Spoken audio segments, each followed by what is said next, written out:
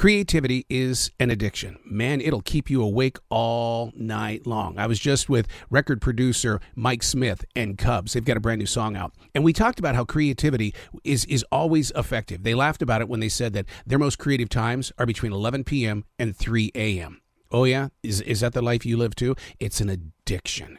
Unplugged because we will always say yes to creativity. Totally uncut because we all make mistakes. So turn it into a tool. This is Arroe Unplugged. I'm a stream thinker. That means that I believe in the power of now and I trust what is happening right now. But learning to be a stream thinker and a free-form writer takes a lot of practice. You've got to be able to exercise that muscle. I do it every day, 1 page, 10 minutes to write about anything. Absolutely no editing whatsoever, because it's going to give you plenty of time to talk about it in the end. Stream thinking. We make our best decisions in the right now, so you've got to own your own leadership. This is the power of now. Today we're reading from August 13th, 2022. Forcing yourself to stream think, knowing there's a wall between you and the page, yet your head is stuffed up and it's not snot. It's too easy to write about the negatives of the world. It's not supposed to be an outlet, but rather an open door in, to step into the space, to feel for a moment the altitude of what it's really like before receiving a full-fledged thought. Freeform it. Leap off the cliff, like a Facebook Reels video.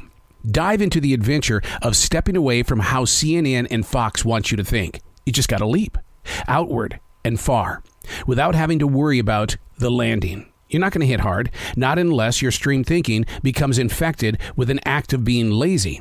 Then what? I mean, who wants to sit in a kettle of yesterday's fat? Stream thinking is about living in what is happening right now.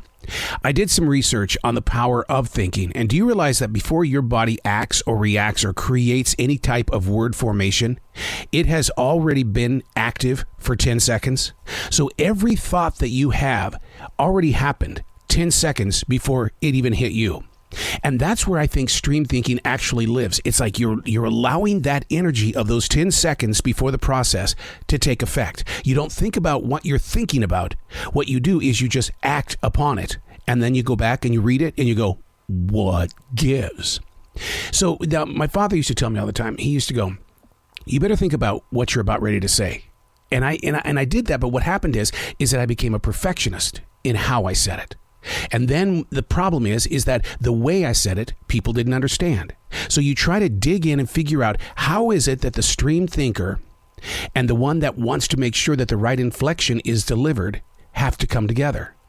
And the way that you do that is you've got to practice, like I was talking about, 1 page, 10 minutes to write, no editing. Do not ever go back and edit. And the reason why is because you're allowing that moment of stream thinking to be very visible on that page. Some days you might like it. Other days, it's not your job to like it. You may just walk away going, I don't care. But I did it. And so you learn to trust it, and you use it when you're out in the everyday world with people. You're not going to hem and haw. You're going to say things that you feel in the moment. You know, some people will say, I was just thinking about that. Well, remember, it came to you 10 seconds before you reacted. And in that moment of, wow, have we lived this life before? You trust that stream thinking is going to be active in your everyday world.